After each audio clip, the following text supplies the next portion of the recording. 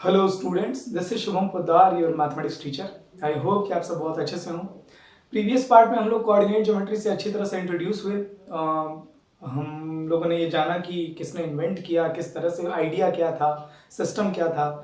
अब हम लोग कार्टेशियन प्लेन समझ चुके हैं, कोऑर्डिनेट्स की ज्योमेट्री क्या है ये समझ चुके हैं, कार्टेशियन प्लेन पर पॉइंट्स को लोकेट कैसे करना है और हर पॉइंट यूनिकली आइडेंटिफाई कैसे होता है, ये सारी छोटी छोटी बातें हम लोग समझ चुके हैं। वैसे तो ये सारी बातें हम लोग क्लास 9th में ही पढ़ चुके थे, बट ये मैंने एक बार और रिवीजन करा दिया, टाइम है मेरे पास अभी। सो इंट्रोडक्शन देने का सबसे बड़ा ऑब्जेक्टिव ये था कि वो चीज आई कहां से, और उससे भी ज्यादा इंपॉर्टेंट कि हम किससे डील करने जा रहे हैं और इससे डील करते हुए हम किधर की तरफ बढ़ेंगे, है ना। लाइन ऑफ एक्शन क्या है, तो हमारा line of action coordinate geometry के साथ ये है कि धीरे धीरे कर करके हम लोग इसी कार्टेशियन प्लेन पर, इसी एक्स वाई प्लेन पर पूरी ज्योमेट्री को इंट्रोड्यूस करेंगे। सिर्फ पॉइंट ही नहीं बल्कि लाइंस, ट्रायंगल्स, सर्कल और बाकी अदर ज्योमेट्रिकल वर्क भी इसी कार्टेशियन सिस्टम पर हम लेकर के आएंगे। स्फेरिकल एस्ट्रोनॉमी में और आप आगे पढ़ेंगे बहुत सारी चीजें, कोऑर्डिनेट ज्योमेट्री बहुत यूजफुल होती है। सो अब तक हम लोगों ने पॉइंट को लोकेट करना सीखा है, and today we will talk about how to find distance between two points on Cartesian plane. Cartesian plane पर दो पॉइंट्स के बीच की डिस्टेंस कैसे फाइंड करनी है।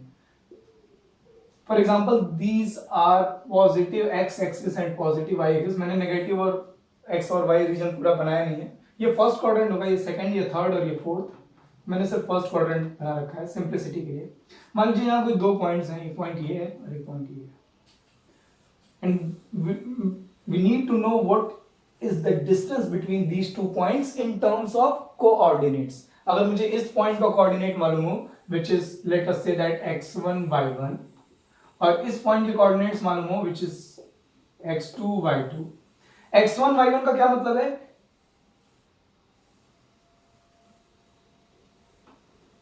मतलब तो आपको मालूम ही है, बट ठीक है।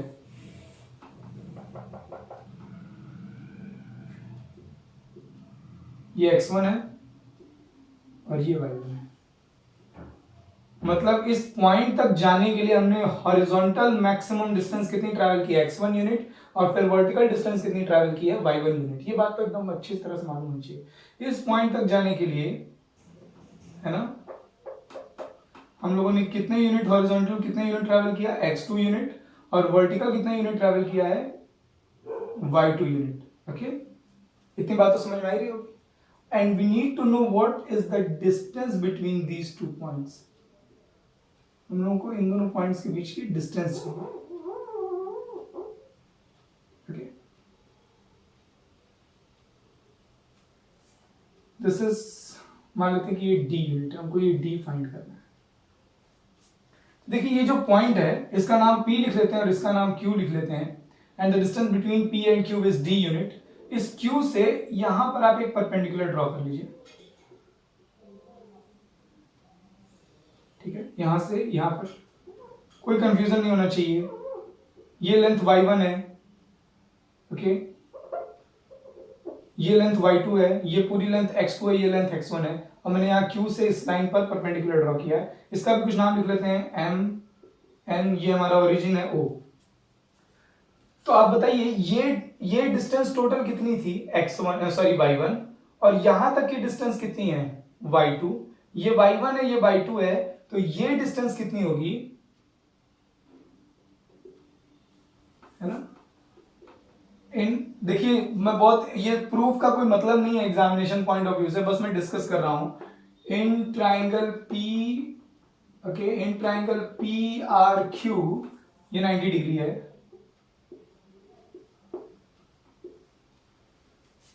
In triangle PRQ, PR is equal to PM minus RM is equal to PM minus RM, किसके बराबर है, QN के। तो PR आ गया हमारा y1 माइनस y2, एक चीज। अब इसी तरीके से RQ देखिए, RQ निकालने के लिए मैं ये ON में से OM माइनस कर दूंगा। Similarly RQ is equal to OM minus O N, O N में से O N minus O M, है ना, ओ एन यूनिट में से ओ एम माइनस कर देंगे तो एम एन मिलेगा, और ये एम एन ही आर क्यू के इक्वल है। तो ओ एम देखिए हमको दिखाई दे रहा है X two minus X one. अब ध्यान दीजिए, आपको पी आर मिल गया, आपको आर क्यू मिल गया, अब परपेंडिकुलर बेस मिल गया तो हाइपोटेनस निकालना बड़ा आसान है ना।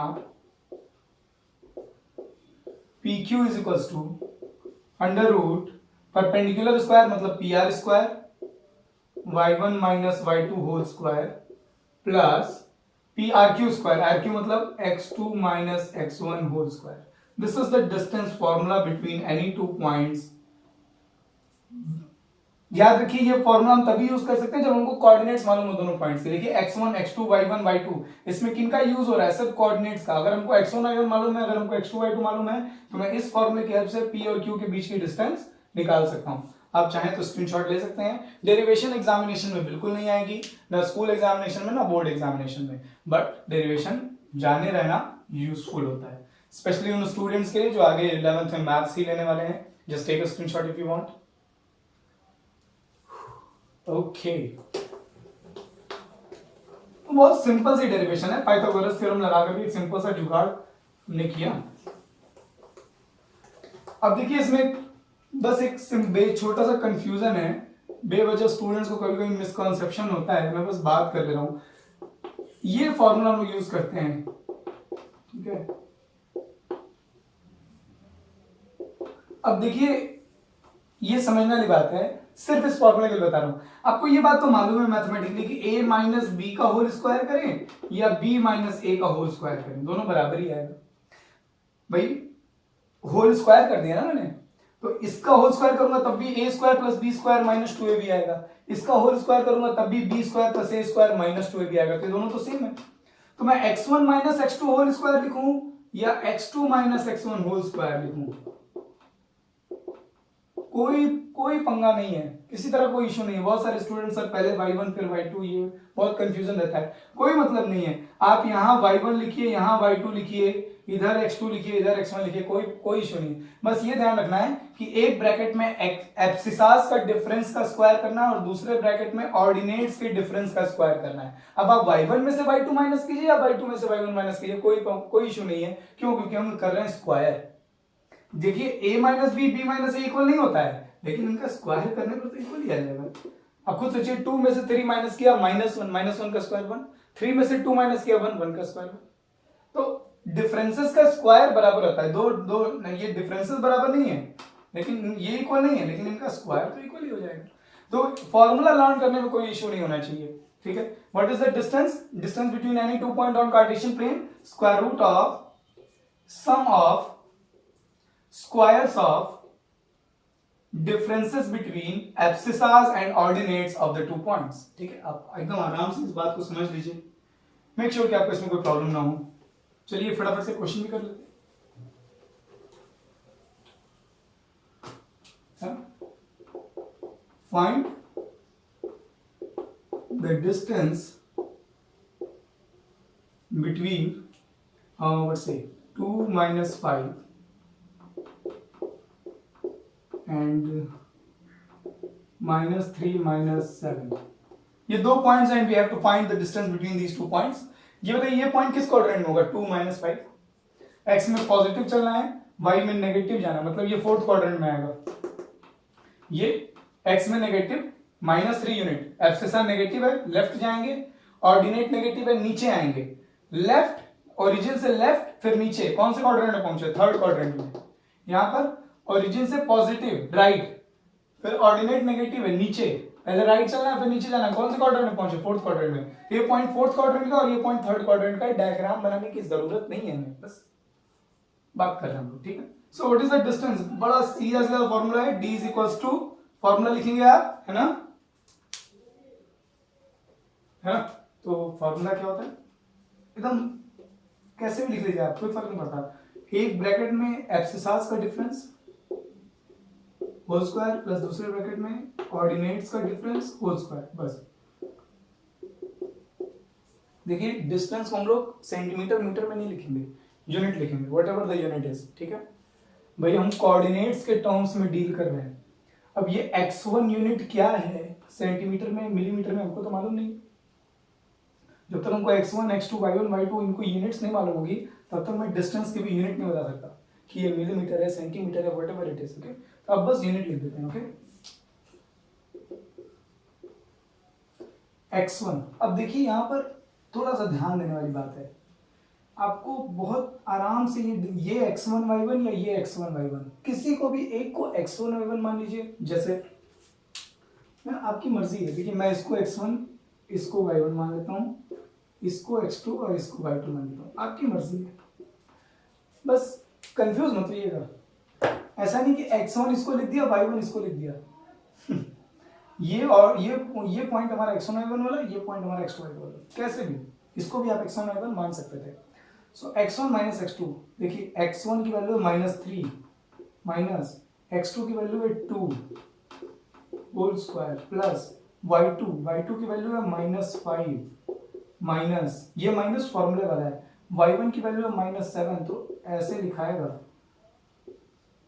ध्यान दीजिए, ये y2 ये y2 माइनस y1 खुद भी निगेटिव था इसीलिए 2 बार माइनस आ गया, तो ये माइनस माइनस प्लस हो जाएगा, -3 -2 -5 हो जाएगा, -5 का स्क्वायर करेंगे 25 -5 और ये +7 हो जाएगा, 7 में से 5 चला गया 2 का स्क्वायर करेंगे 4, हमारा डिस्टेंस आ गया √29 यूनिट्स। यही आंसर आप छोड़ देंगे, दिस इज द आंसर। इन दोनों पॉइंट्स के बीच की डिस्टेंस √29 यूनिट्स होगी कोऑर्डिनेट कार्टेशियन प्लेन पर, कोऑर्डिनेट ज्योमेट्री के according, okay. So I hope आपको, अगर आप ग्राफ पर ध्यान समझिए, अगर आप ग्राफ पर इन दोनों पॉइंट्स को लोकेट करें, 2 और -5 को और -3 -7 को, अगर आप ग्राफ पर सही लोकेट करें, ट्रू डायग्राम बना करके इसको लोकेट कीजिए, ये एक पॉइंट हमारा थर्ड क्वाड्रेंट में आएगा, सॉरी ये वाला थर्ड में आएगा, ये वाला फोर्थ में आएगा, और फिर इन दोनों पॉइंट को स्केल से स्ट्रेट लाइन से ज्वाइन कीजिए, और जब उन दोनों के बीच की डिस्टेंस को आप स्केल से एक्चुअली मेजर करेंगे ना, तो 29 का स्क्वायर रूट मतलब 5 पॉइंट समथिंग, ओके। जब आप उन दोनों पॉइंट्स के बीच की डिस्टेंस स्केल से एक्चुअली मेजर करेंगे तो 5 पॉइंट समथिंग ही आएगी, डिस्टेंस से फर्क नहीं पड़ेगा, यूनिट चेंज हो सकती है, मतलब है ना, ये तो डिपेंड करता है। लेकिन अब जो आपकी ग्राफ कॉपी आती है, अगर आप ग्राफिकली इन दोनों पॉइंट को सही लोकेट करें, उन दोनों को स्ट्रेट लाइन स्केल से ज्वाइन करें, और जब आप उसे मेजर करेंगे तो वो 5 पॉइंट समथिंग √29 यूनिट्स के ही बराबर आएगी। ये बहुत इंपॉर्टेंट चीज है, ऐसा नहीं कि ये जो आ रहा है ये गलत आ रहा है, या ज्योमेट्री से हम निकालेंगे तो कुछ और डिस्टेंस आएगी, कोऑर्डिनेट ज्योमेट्री में निकालेंगे तो कुछ और डिस्टेंस आएगी, ना ना ना, ऐसा कुछ नहीं। सो आई होप आपको ये क्वेश्चन समझ में आया हो, just take screenshot of this, okay. So coordinate geometry has a variety of questions. देखिए कोऑर्डिनेट ज्योमेट्री में कॉन्सेप्ट्स ज्यादा बहुत मायने रखते हैं एक्चुअली, ठीक है। आपको इसमें इतने तरीकों से क्वेश्चंस पूछे जाते हैं और सबकी वजह बन जाती है कॉन्सेप्ट्स, ठीक है। आप जैसे जैसे सॉल्व करेंगे 11th में भी जब आप जाएंगे, बहुत सारे स्टूडेंट्स के लिए कोऑर्डिनेट ज्योमेट्री बहुत इजी होती है। बहुत सारे स्टूडेंट जो कॉन्सेप्ट पर ध्यान नहीं देते, जो जनरली कुछ है ना, बहुत सारे स्टूडेंट्स मैथ्स में एक ट्रेंड सेट कर लेते हैं, फॉर्मूला, सर इसको लगाने का फॉर्मूला क्या है, इसको लगाने का टेक्निक क्या है, वो हमेशा ना तरीके पर ध्यान देते हैं, कॉन्सेप्ट पर ध्यान नहीं देते हैं, है ना। वो मेंटल एबिलिटी ग्रो करने पर ध्यान नहीं देते। तो होता क्या है कि 9th-10th तक तो काम चल जाता है, लेकिन 11th में बहुत दिक्कत हो जाएगी भाई।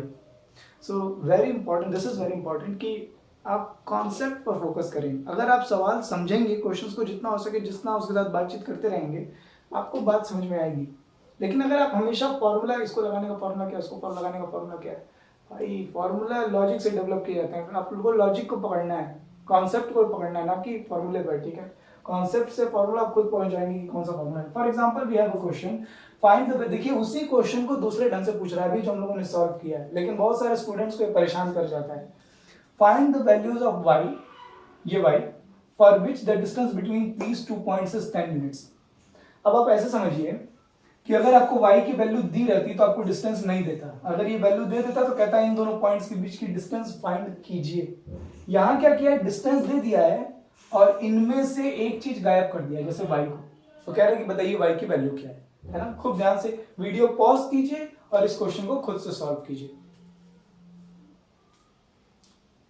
चलिए, तो डिस्टेंस का फॉर्मूला हम जानते हैं, square root of x1 minus x2 whole square plus y1 minus y2 whole square. ये आपकी मर्जी है ना, आप x2 माइनस x1 लिख लीजिए, x1 माइनस x2 लिख लीजिए, कैसे भी। अब आप देखिए, किसी को भी आप x1 y1 मान लीजिए। ये क्वेश्चन 2011 में पूछा हुआ है, प्रीवियस क्वेश्चन भी बोर्ड में पूछा हुआ था। मैं जनरली जो क्वेश्चंस क्लास में सॉल्व कराता हूँ यहाँ यूट्यूब पर, वो क्वेश्चन बोर्ड एग्जाम में, ठीक है। देखो ये बोर्ड से बिल्कुल दाएं बाएं में कुछ नहीं पढ़ा रहा अभी, ठीक है। पहला ऑब्जेक्टिव यही है कि जल्दी जल्दी आपका बोर्ड एकेडमिक सिलेबस कंप्लीट कर दिया जाए। तो मुझको क्या दिखाई दे रहा है कि x1 की वैल्यू 3 है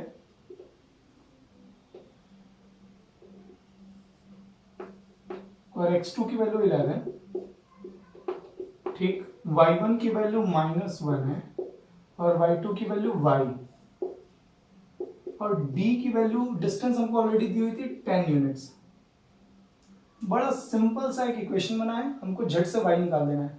स्क्वायर करके स्क्वायर रूट हटा दीजिए, ये हो गया 100, 3 माइनस 11 है ना, -8 का स्क्वायर कर देंगे 64, और ये a minus B whole square हो जाएगा। a minus B whole square करने में क्या आएगा, a स्क्वायर -1 का स्क्वायर 1, b स्क्वायर है ना 2ab, a square plus b square plus 2ab वाले फॉर्मूला मैंने इसको ओपन कर दिया, और यहाँ तो -8 आएगा, -8 का स्क्वायर 64, स्क्वायर कर दिया तो स्क्वायर रूट हट गया है। 100 में ये 64 और ये 165 हो गया, 100 में 65 माइनस कर दीजिए 35 आएगा। तो देखिए यहां बचा y स्क्वायर, यहां बचा 2y, और ये 65 इधर आके सब्ट्रैक्ट होगा, 35 बचेगा, वो 35 उधर भेज दिया तो -35 इज इक्वल टू 0। ये बन गई क्वाड्रेटिक। क्वाड्रेटिक हमने पढ़ रखी है, इसको सॉल्व करने के हमारे पास कई तरीके हैं। Completing the square, factorization method, quadratic formula. हम सबसे पहले फैक्टराइजेशन देखेंगे। -35 और यहाँ y स्क्वायर कोफिशिएंट क्या है 1, इन दोनों का मल्टीप्लाई करेंगे, -35 आएगा। ध्यान दीजिए, -35 का ऐसा फैक्टर ढूंढिए जिसको माइनस करने पर 2 आ जाए। 7 and 5, 7 5 जा 35 आता है, और 7 में से 5 माइनस करूंगा 2 आ जाएगा। बन गया काम। y square plus 7y minus 5y minus 35 is equal to 0। ये मैंने 2y को 7y minus 5y middle term split कर दिया है, फैक्टराइजेशन। बड़ा आसान है, यहाँ कॉमन ले लेंगे, यहाँ कॉमन ले लेंगे, और आई होप आप सब इन सब चीजों से, इन सारी मेथड से आप बिल्कुल फ्रेंडली हो गए होंगे। देखिए अगर कहीं पर भी कुछ पढ़ने में, कुछ सॉल्व करने में कोई प्रॉब्लम आ रही हो, तो आपको ये नहीं सोचना है कि सर क्या सोचेंगे, सर कैसे हैंडल करेंगे, सर कैसे बताएंगे। अगर आपको प्रॉब्लम हो रही है क्वेश्चन सॉल्व करने में, कुछ समझने में, कंफ्यूज हो रहे हो, हर छोटी से छोटी बात, मेक श्योर कि आपने लेक्चर जरूर एक्सेस किया हो। अब ये नहीं कि आपने लेक्चर एक्सेस नहीं किया और आप परेशान हो रहे हैं। लेक्चर एक्सेस करने के बाद अगर आपको कहीं कोई प्रॉब्लम आ रही है तो तुरंत कमेंट कीजिए, जो भी छोटी से छोटी, वो कितनी ही बचकानी क्यों ना बात हो, ठीक है। बहुत प्रॉब्लम होगी तो मैं आपको कांटेक्ट करूंगा, मैं देखूंगा, समझूंगा कि क्या प्रॉब्लम हो रही है और उसको सही किया जा सकता है। लेकिन अगर आप बताएंगे ही नहीं, अगर आप शेयर ही नहीं करेंगे कि मुझको ये प्रॉब्लम हो रही है, तो यार कोई सॉल्यूशन नहीं है। फिर तो मैं फोन के इस पार मैं हूँ, फोन के उस तरफ आप हैं, आप अपनी प्रॉब्लम अपने पास ही रख जाएंगे, मुझको पता ही नहीं चलेगा। So this is very important, ठीक है।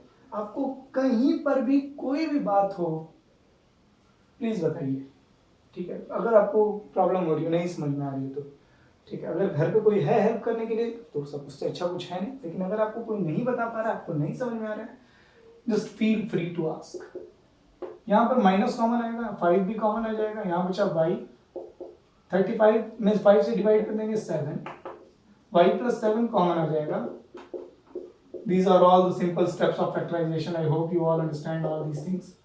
यहाँ से y की वैल्यू आएगी -7, और यहाँ से y की वैल्यू आएगी 5, अच्छा, मतलब ध्यान समझिए, पहले तुम नोट कर लीजिए, नोट कर लिया, स्क्रीनशॉट ले लिया। चलो,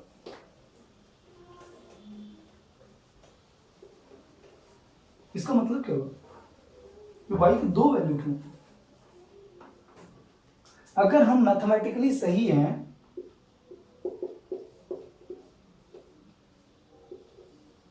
तो ऐसा एक पॉइंट नहीं बल्कि दो पॉइंट होगा, एक 11 - 7 होगा और एक 11 और 5 होगा। There are two different points. देखिए, एक 11y, 11y, एक में y की वैल्यू -7 पुट की, एक में y की वैल्यू 5 पुट की। There are two points which are that are at 10 units of distance from 3 - 1। इस पॉइंट से 10 यूनिट की डिस्टेंस पर एक पॉइंट नहीं है बल्कि दो पॉइंट्स हैं, 11 - 7 एंड 11 5। अगर आपको लगता है कि ये गलत आ रहा है या कुछ गलत हो गया है तो आप इन दोनों के बीच के भी डिस्टेंस निकाल के देख लीजिए, इन दोनों के बीच के भी डिस्टेंस निकाल के देख लीजिए, डिस्टेंस फॉर्मूले से 10 यूनिट ही आएगा। यही मैथमेटिक्स की स्पेशलिटी है। हमको साथ साथ हम लोग निकालने गए थे y की वैल्यू, हम लोग निकालने गए थे इस पॉइंट से वो पॉइंट खोज रहे थे जो इस पॉइंट से 10 यूनिट की डिस्टेंस पर हो। तो मैथमेटिक्स ने हमें क्या कंक्लूजन दिया कि भाई साहब ऐसा एक ही पॉइंट नहीं है, एक्चुअली ऐसे दो पॉइंट्स मिलेंगे। यहां से हमको नई चीज सीखने को मिली, इस पर कुछ सोचा जा सकता है कि क्यों दो पॉइंट्स मिल रहे हैं, वजह क्या है दो पॉइंट्स मिलने की। आप इस सिचुएशन को ग्राफ पे जरूर प्लॉट कीजिए और ये समझने की कोशिश कीजिए कि अलजेब्रिकली तो दो पॉइंट्स आ रहे हैं, ज्योमेट्रिकली क्या रीजन है कि हमको दो पॉइंट्स मिल रहे हैं जो इस पॉइंट से 10 यूनिट्स के डिस्टेंस पर हैं। ठीक है, सो आई होप आपको क्वेश्चन समझ में आया हो, सॉल्यूशन समझ में आया हो और सबसे ज्यादा इंपॉर्टेंट सॉल्यूशन का मतलब समझ में आया हो कि ये आया क्या, y की दो वैल्यूज क्यों आ रही है। ओके, नेक्स्ट लेक्चर में हम लोग डिस्टेंस फॉर्मूले पे, जैसे कि मैंने कहा there are variety of questions on distance formula actually in coordinate geometry. तो मैं हर टाइप के क्वेश्चंस को पूरी कोशिश करूंगा कि मैं हर टाइप के क्वेश्चन को जो भी बोर्ड में पूछे हुए हैं उन्हें आपके साथ डिस्कस कर सकूं। आप बस लेक्चर अटेंड कीजिए और एनसीईआरटी या जो भी बुक आप सॉल्व कर रहे हैं प्रैक्टिस करते रहिए। जो भी प्रॉब्लम्स आपको हो, डाउट्स, कंफ्यूजन्स, मिसकॉन्सेप्शंस, प्लीज पूछिए। खूब खुश रहिए और खूब मेहनत करते रहिए।